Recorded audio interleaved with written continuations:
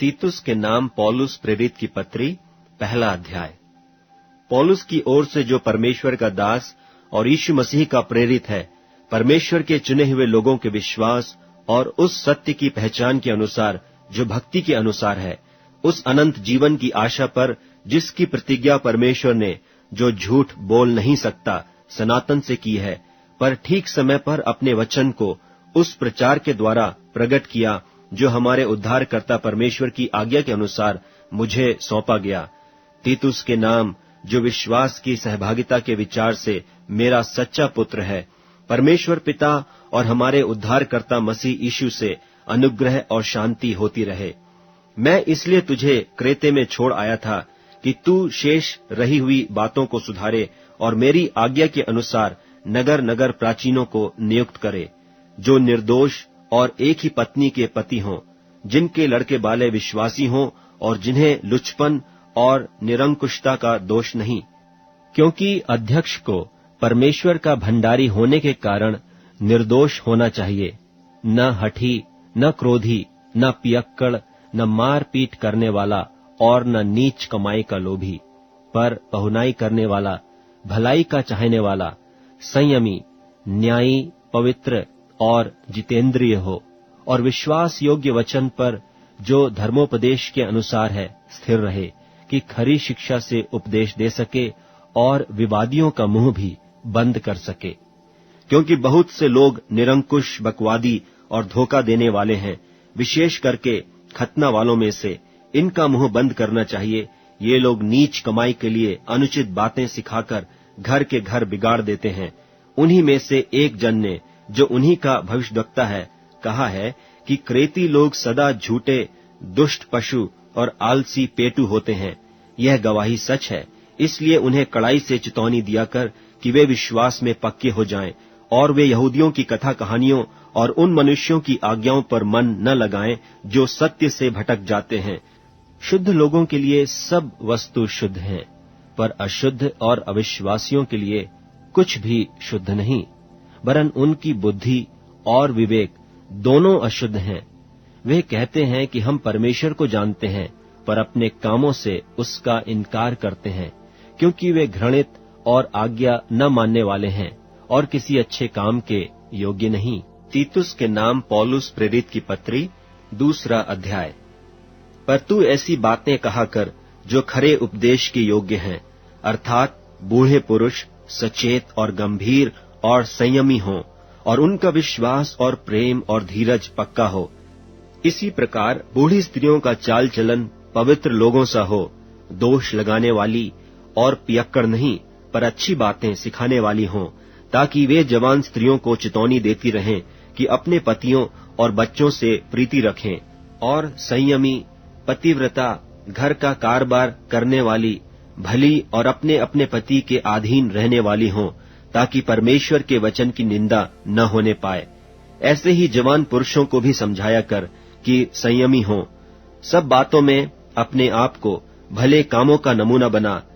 तेरे उपदेश में सफाई, गंभीरता और ऐसी खराई पाए जाए कि कोई उसे बुरा न कह सके, जिससे विरोधी हम पर कोई दोष लगाने की गौ न पाकर लज्जित हों। दासों को समझा कि अपने अपने स्वामी के अधीन रहें और सब बातों में उन्हें प्रसन्न रखें और उलटकर जवाब न दें। चोरी चालाकी न करें, पर सब प्रकार से पूरे विश्वासी निकलें कि वे सब बातों में हमारे उद्धारकर्ता परमेश्वर के उपदेश को शोभा दें, क्योंकि परमेश्वर का वह अनुग्रह प्रकट है जो सब मनुष्यों के उद्धार का कारण है, और हमें चिताता है कि हम अभक्ति और सांसारिक अभिलाषाओं से मन फेरकर इस युग में संयम और धर्म और भक्ति से जीवन बिताएं, और उस धन्य आशा की, अर्थात अपने महान परमेश्वर और उद्धारकर्ता यीशु मसीह की महिमा के प्रकट होने की बाट जोहते रहें, जिसने अपने आप को हमारे लिए दे दिया कि हमें हर प्रकार के अधर्म से छुड़ा ले और शुद्ध करके अपने लिए एक ऐसी जाति बना ले जो भले भले कामों में सरगर्म हो। पूरे अधिकार के साथ ये बातें कह और समझा और सिखाता रहे, कोई तुझे तुच्छ न जानने पाए। तीतुस के नाम पौलुस प्रेरित की पत्री, तीसरा अध्याय। लोगों को सुधि दिला कि हाकिमों और अधिकारियों के अधीन रहें और उनकी आज्ञा माने और हर एक अच्छे काम के लिए तैयार रहें। किसी को बदनाम न करें, झगड़ालू न हों, पर कोमल स्वभाव के हों, और सब मनुष्यों के साथ बड़ी नम्रता के साथ रहें, क्योंकि हम भी पहले निर्बुद्धि और आज्ञा न मानने वाले और भ्रम में पड़े हुए और रंग रंग के अभिलाषाओं और सुख विलास के दासत्व में थे, और बैर भाव और डाह करने में जीवन निर्वाह करते थे, और घृणित थे, और एक दूसरे से बैर रखते थे। पर जब हमारे उद्धारकर्ता परमेश्वर की कृपा और मनुष्यों पर उसकी प्रीति प्रकट हुई, तो उसने हमारा उद्धार किया, और यह धर्म के कामों के कारण नहीं जो हमने आप किए, पर अपनी दया के अनुसार नए जन्म के स्नान और पवित्र आत्मा के हमें नया बनाने के द्वारा हुआ, जिससे उसने हमारे उद्धारकर्ता यीशु मसीह के द्वारा हम पर अधिकाई से उंडेला, जिससे हम उसके अनुग्रह से धर्मी ठहरकर अनंत जीवन की आशा के अनुसार वारिस बने।